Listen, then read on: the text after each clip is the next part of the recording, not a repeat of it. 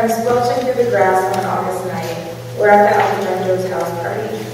Mom met Gina in Old Town, and now we know what we suffered. Mom thinks it's better here. I just like exploring new backyards. Our families match up nicely. 12-year-olds Shep and Mike have been best friends for a decade. I turn to my namesake friend Grace, who dresses me up like Barbie and makes me listen to Destiny's Child. And the elder Brando twins, Pete and Gil, keep to themselves. The backyard slopes into a river of sorts, curving into unknown property. I'm hunting for crayfish.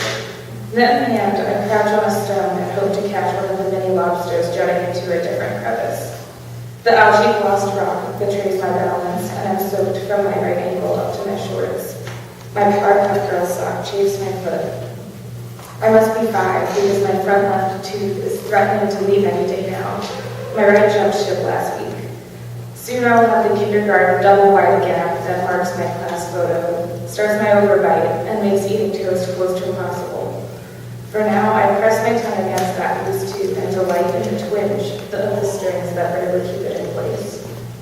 I continue my hike up to the Altogether stone house where Mom can help me out, or maybe just drop it when I've done to myself. I'm almost at the house and notice there's somebody else on the tree swing I think of as mine. Our eyes immediately lock. I root myself onto the driveway and stare with the jealous intentionality only a 5-year-old can muster. I ignore the goosebumps pricking at my wet leg. The swing continues its pendulum, and the girl stares back at me. She reminds me of church, the first thought I have. Maybe it's the earthy smell I catch as she drives by. Maybe the little eyes and flat face match the eyes and faces of the stained glass windows of St. Stephen's. She's not like church in a bad way. It's that she commands quiet. Even the cicadas' grating screeches dim as we appraise each other. Her legs are scratched into mosquito bites like mine, and their pencils slender, unlike mine. This doesn't make me jealous until several years later. Her hair stops just past her ears, home-cut bangs frame her face. The swing creaks as it brings the stranger back my way. Velvet quiet settles between us. I want to say hi, or who are you? But my throat catches and denies me. I start back towards my house, never once speaking through the silence. I listen past my thumbing ears for the chance that she'll call out to me. She doesn't. Who's more shy? The girl who never talks, or the girl who always talks until it matters most? Katja will become my best friend in a matter of weeks. Once we are reintroduced to Mrs. Zachry's first grade classroom, she'll finally manage a high, and I'll notice how little her mouth is, how it takes up next to no space on her face. I'm all mouth and all chatter. I learned that she hasn't been speaking because she needed adequate surgery. She said she got used to the quiet rather than speak and feel her throat scratch up. And besides, she doesn't like talking anyway, so it was a good excuse. Katya's silence is hypnotizing. During free time at school, I like zeroing in on caller by numbers without talking, just as she does. We sit on the floor together in gray sunshine yellow yarn, practicing for the years to come. We write each other letters. Dear Grace, what do you want to do during free time? Love, Katya. She likes to keep her crayons in perfect order in their case, and she scolds them if they misbehave.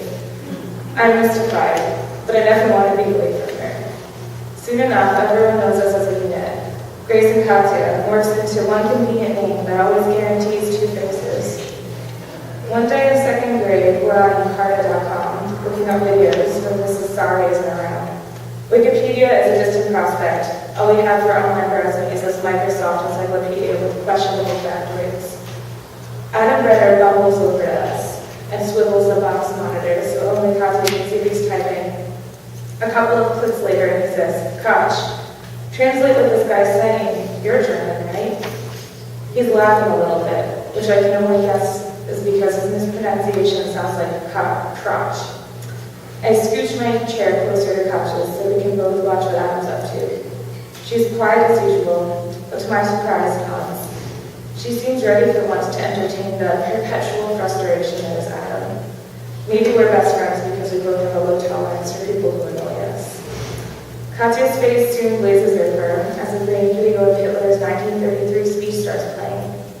All of us have already learned that Hitler is a bad man, an evil man.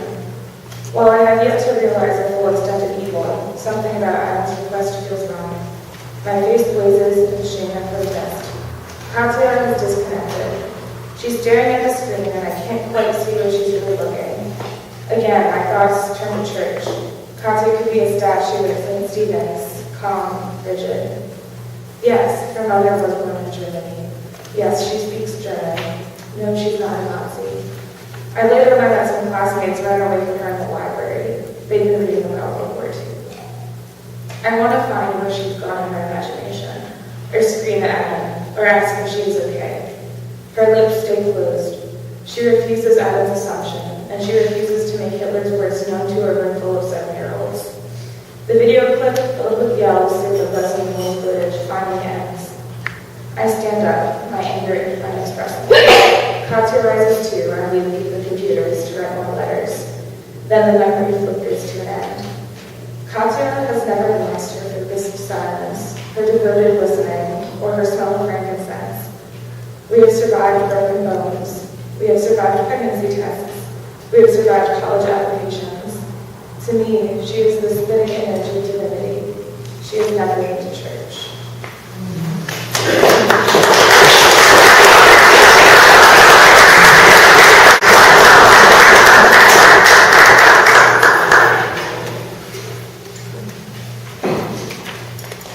The name I turned my back on. Grandfather was Hans, grandmother Anna. I am Anita, named after her. My father was Siegfried Otto Jacob, known to the English-speaking as Sig. Sig's sisters were Frida, Sophie, and Anna, names echoing those who came before. Grandparents, uncles, aunts, and cousins, all German, all farmers, now divided by an ocean, tilling soil in the New World and the Old. Beck was our last name, hard for American tongues to pronounce, American minds to grasp, to hold. So often misheard, misspelled, misspoken, using all those letters that sounded like others. That's F, not S, and C, not T, nor E, nor G. I hated my name, its hardness.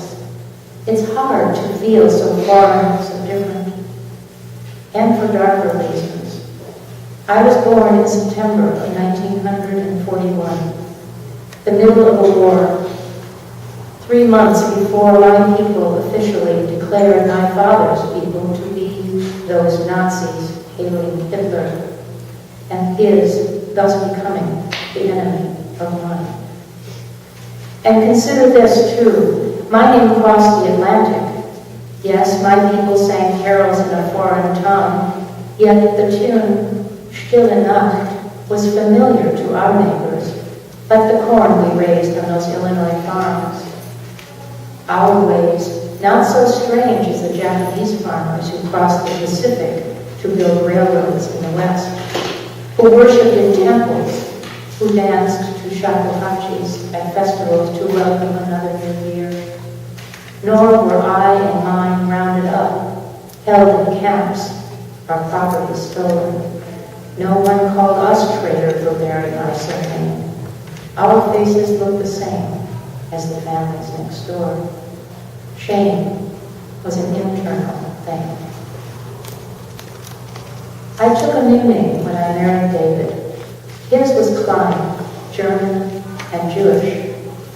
Here was a name to be spoken proudly, a name I have chanted with others in remembrance, in mourning, in love, and in awe of survival. A name not tainted by horror, by hate, by a war of worlds which humiliated, exterminated, nor by a genocide, a holocaust in which Anita, as fed, as daughter, was implicated.